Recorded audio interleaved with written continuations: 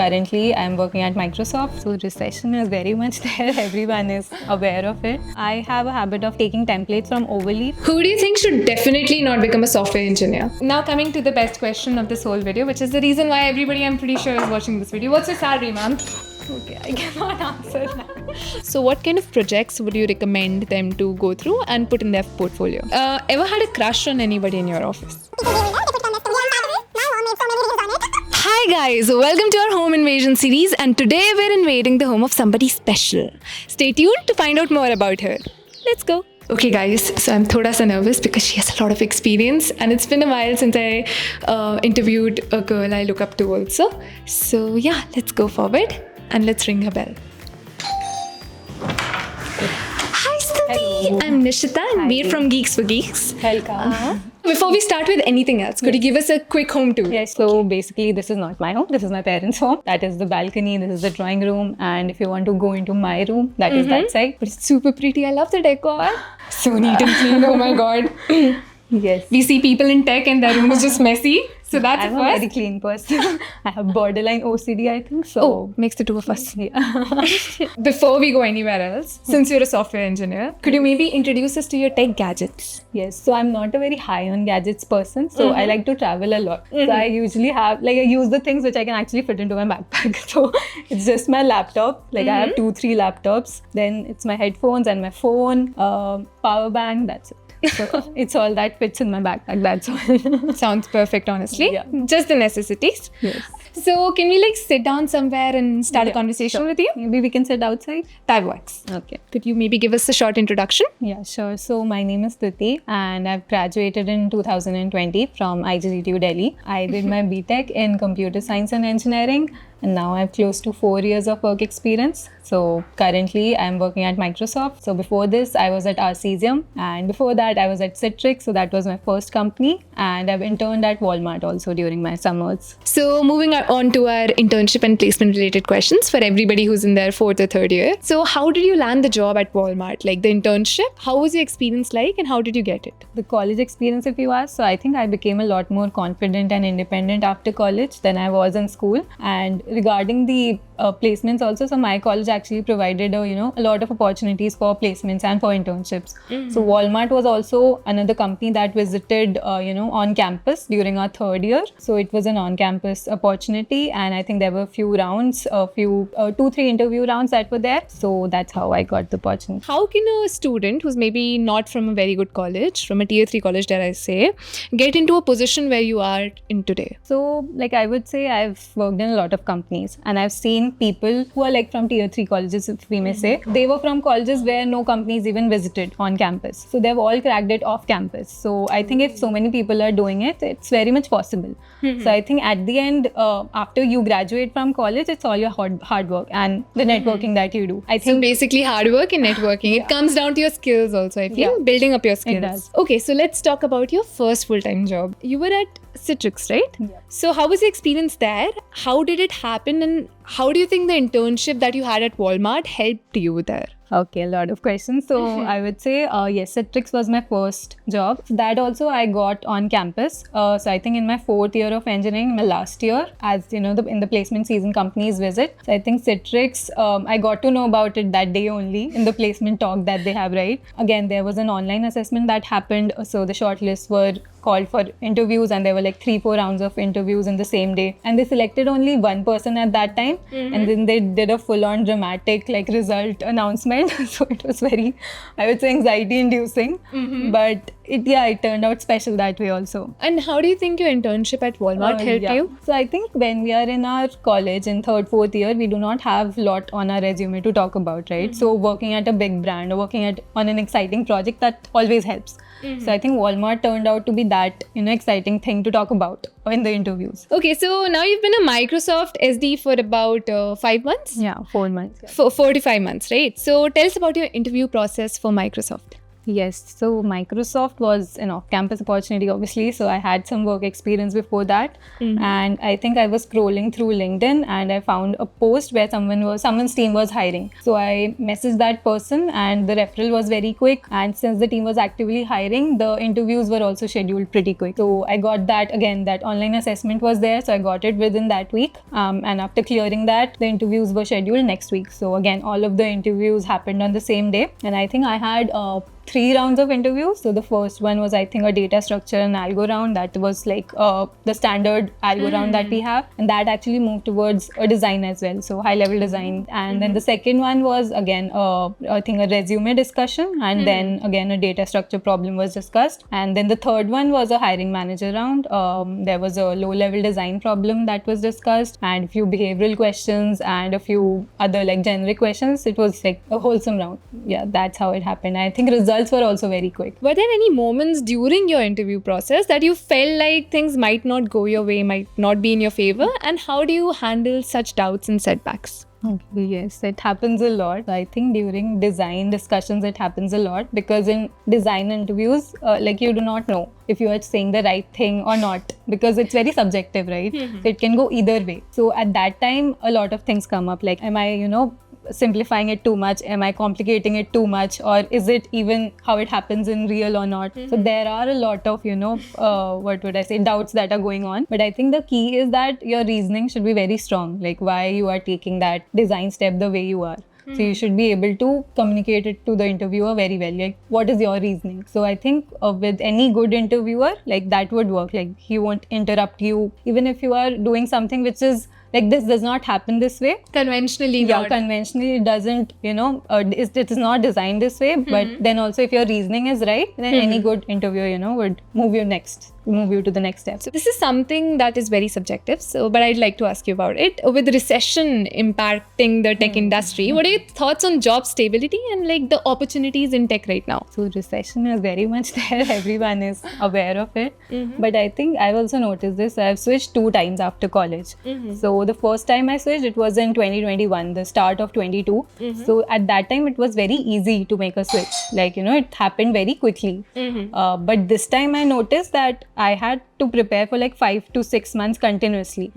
So then I was able to make a switch. So because I've seen like all the phases. So there was time when, there was no hiring going on. Then the time came when companies started opening positions. Then I actually started getting interview calls. So I have seen all these phases. So it is definitely difficult at this point. But like I suggest this to my friends also, that do not time it. Like people think generally that, okay, I'll prepare for 2 months, then I'll start applying. Maybe when my work is lighter, I'll start applying or I'll start giving interviews. So I would say don't time it so much. Like you need to prepare and give interviews consistently. Then you can think, okay, like I will be able to switch. Otherwise you will be just stuck in that. It's loop, like going I with would the say. pattern, Yeah. just going with the flow, and then you'll just never do it. Yeah. So I usually suggest this to my friends also, like just keep applying, keep giving interviews. Don't, think so much before doing it. Firstly, you did mention about looking out for opportunities. I feel like that applies to student in college also, right?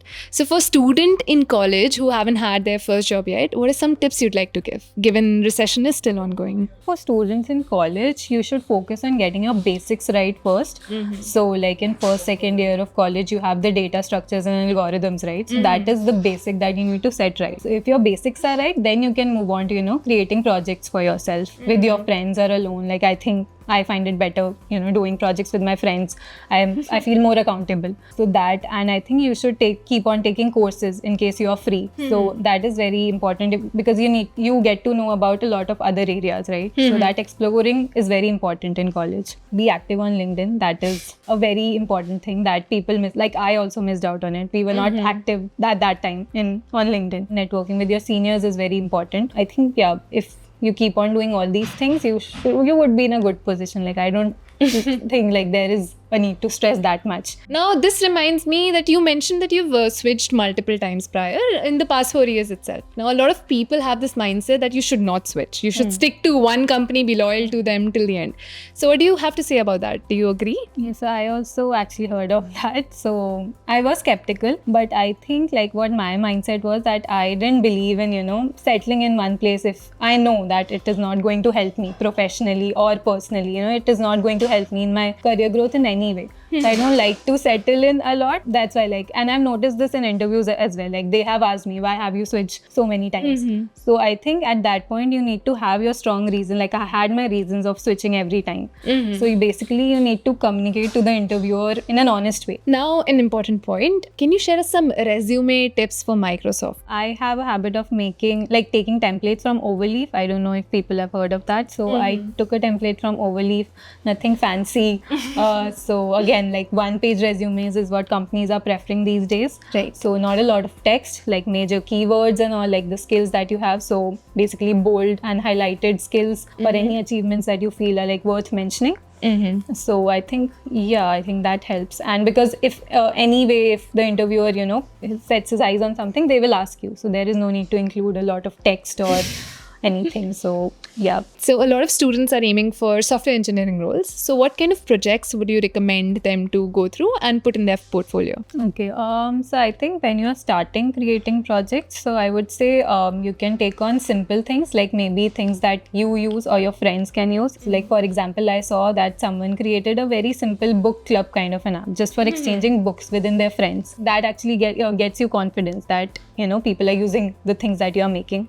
So after doing that, I think you can move on to things that like maybe creating small scale versions of the apps that you use on a daily basis with your own feature enhancements or something.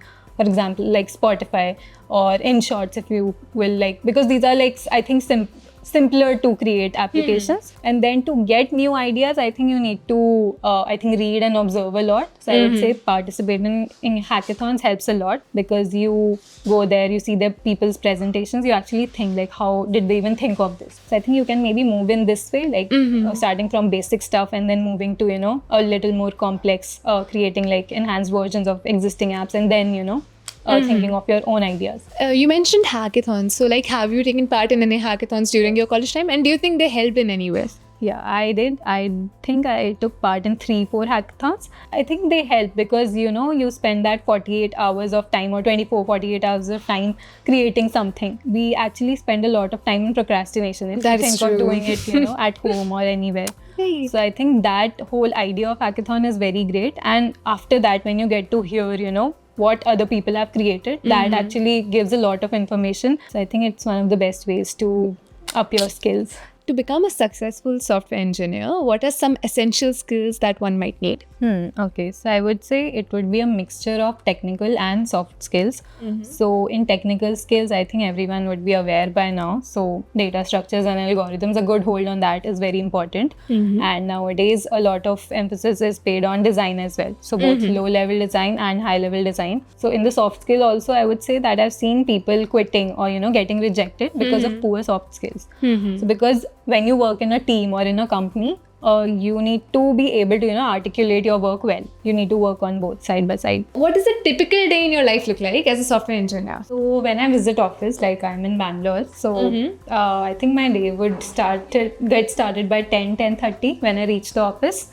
And then after that, we do the usual stuff. We do coding, some design discussions if we have to do, and then some PR reviews if they are pending, code reviews basically. 2 around we have our stand-up, daily stand-up. So in that we have, updates about the daily task, and if we have to give any demo of anything we did in the last sprint, so that happens. And then again the usual stuff, coding or just hanging around by the coffee area, the cafeteria or something. And then by 5 p.m. around I reach home. But again, the work doesn't get over. If there are, any meetings that happens with the global team, or, about the work that they are working on, or any product learning series that is going on, so that happens. So I think I usually wrap up my day around 8:30 around. Right. So this is a weekday, too much of work. Yeah. What does a weekend in your life look like? Okay, so again, it's different. If I stay here at home, I usually like laze around. I hang out with my mom or with my sister, or sometimes with my friends. But when I'm in Bangalore, I don't like to stay at home because it gets lonely. So I usually try to find out if there are any new eateries or cafes nearby. Like I recently found a very good momo place there. So finally found it. So that, or I convince my flatmates to take day trips because there are many weekend getaways. Very controversial question. Totally on my own disclaimer. Noida or Bangalore? Very difficult actually.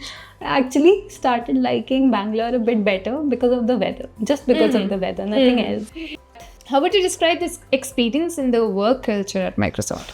I think till now I find it pretty good. So actually, the work culture is derived by the team and the manager more than the company itself. So I think I see healthy people. I see people are happy. They are not burnt out or stressed out. And I've seen taking leaves is very easy. And there are a lot of activities and like sports tournaments that keep on happening. And my manager actually, encourages that we participate in them. So I think it's a very wholesome culture that I've noticed till now. It's not just work, work, work.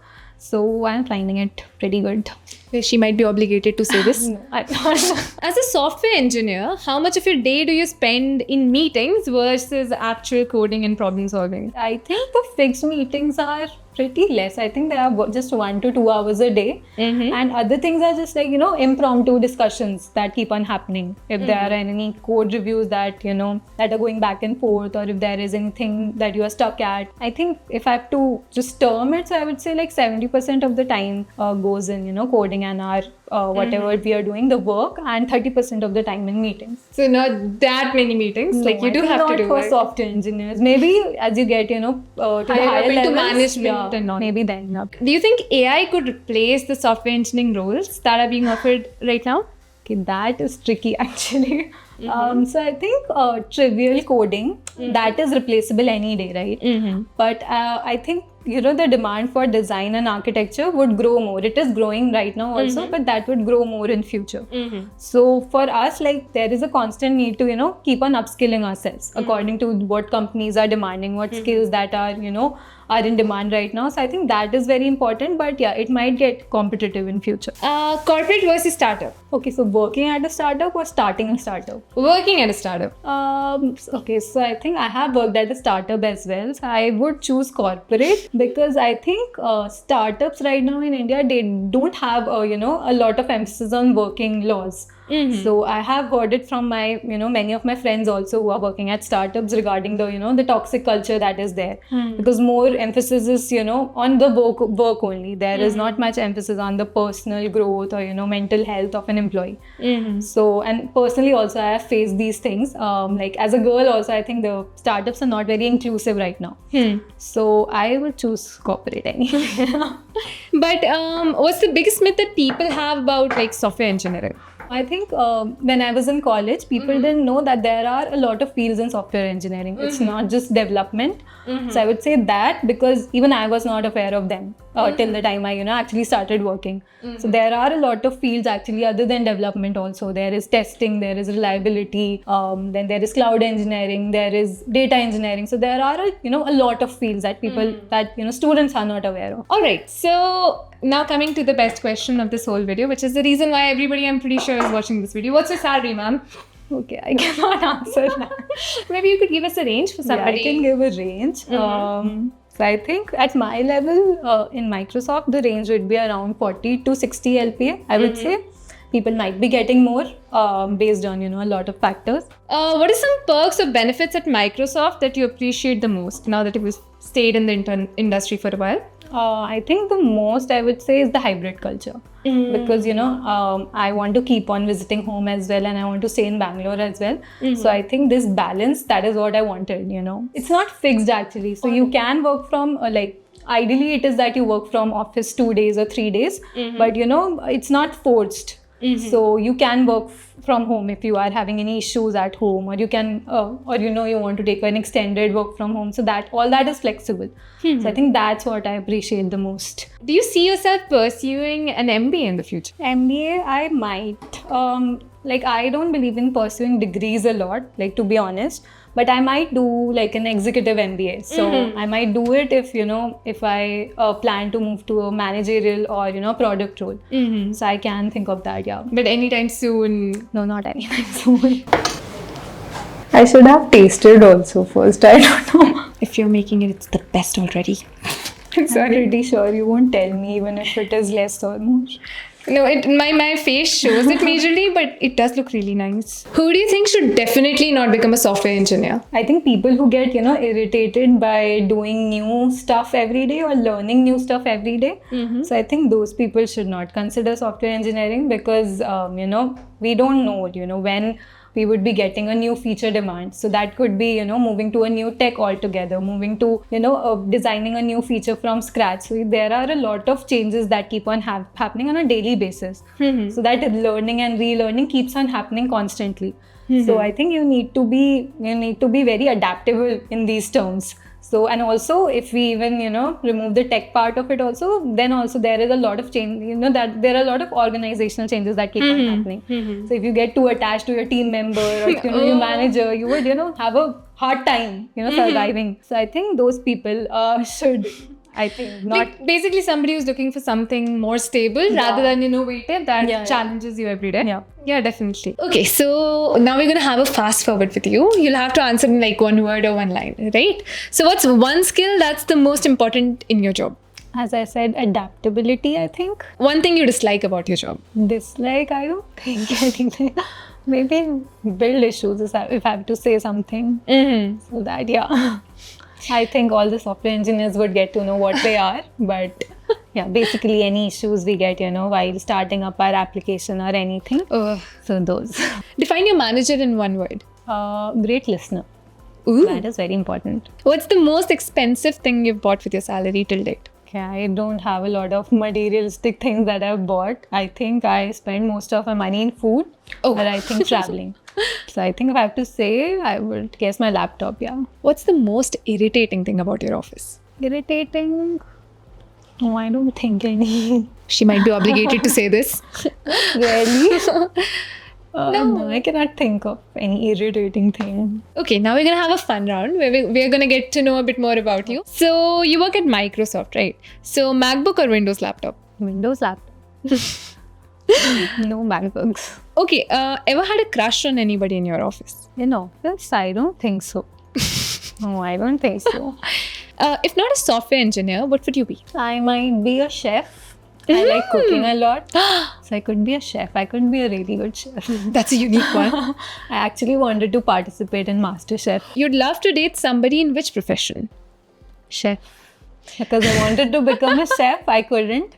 So I would date a chef. Favorite movie or web series about tech? I don't know about tech because I watch a lot of, you know, thrillers. Oh. So I'm big on thrillers. So if you ask me on that, I would say Money Heist or Manifest. Have you watched Manifest? I have. My sister just beat me up and made me watch it. She was like, watch it, it's good. It is very good. One funny incident that happened in your office? In my office, a lot of things keep on happening. So I think a lot of times people do that. They send messages on the group. So someone was, I think, cribbing about the manager and they did it on the group. Oh my they God. did it in full on Hindi. Oh my God. It was good to watch it from the side. But I used to imagine what if I was there. So that's like a major panic attack right there. Did it work out well for them? I think it did. They had to send out an like official apology or something, but yeah, nothing happened. So. Suppose you have a crush on your senior anywhere. How do you approach them? I think people who are senior to me right now are all married. So I don't think anybody is left who is single. But if I have to, I think I'll probably ask them, you know, something related to my code not working. So that's how I would start. But I'm not, you know, an approaching kind of a person. I wait to be approached. Very mindful, very demure. Let's have a little fun, guys. So we're going to ask you a few dares. First one being, can you show us what you searched up last on the internet? Your Chrome history? Something random, I think. Yeah, something random. I just was checking that drinking water is healthy. So there is this company who actually, you know, bottles sells those alkaline waters. So I was checking if it actually works or not. You'll have to just flip it to us. Okay. It's been like a trend recently. It's been going on Yeah. बहुत ज़्यादा. What's the last thing that you asked ChatGPT? ChatGPT, I think some work-related thing. Yeah, I think I was participating in some event. I think some CSR activity was there. So I think for that, I actually used ChatGPT to, summarize some paragraphs for school children or something. So yeah, that I did. Okay, so what I'm going to do is I'm going to put a timer on, right? And I'll give you 15 seconds to say any software engineering related terms. And your time starts now. Bandwidth, logging, telemetry, integration tests, throttling, throughput, what else? Pull requests, critical. And your time's up. So we got a few, and anybody who doesn't know what that means, maybe we'll have to invade her Bangalore home and ask her. But people who do, ChatGPT. yes, please ask ChatGPT, like we established. Okay, the last, now we'll come down to conclusion and advice for all of our viewers that are watching. Is there anything that you're looking forward in the future? Any career-specific goals or personal milestones? Okay, so personally, I think I've moved out of home after 4 years, I would say, and after 26 years, if I have to say. So that is something that I'm looking forward to. And professionally, I think I am at that stage of my career where, I need to decide if I want to be on the, move towards the architecture side of, of the field that I'm in, or if I want to move towards the managerial side. Like, nobody's making me a manager right now, but, just to decide and, work towards that path. Just have your future planned out a bit.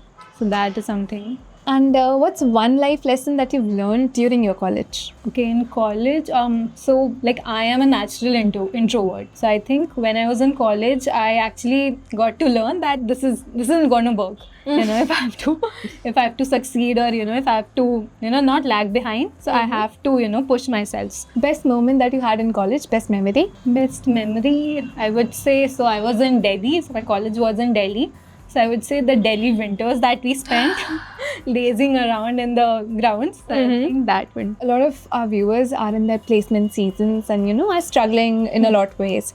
So is there any final advice you'd like to give for them? Especially students who might want to be aspiring software engineers? Okay, so I would say, at this age, don't sit idle. Please don't sit idle. I would say keep on, doing one thing or the other. Maybe it works out, maybe it doesn't, but at least you'll know what interests you or what doesn't interest you. So for example, in my college life also, in every semester, I used to either take up a new project or an internship or, maybe any course. So I would force my friends to take it so that they keep me accountable.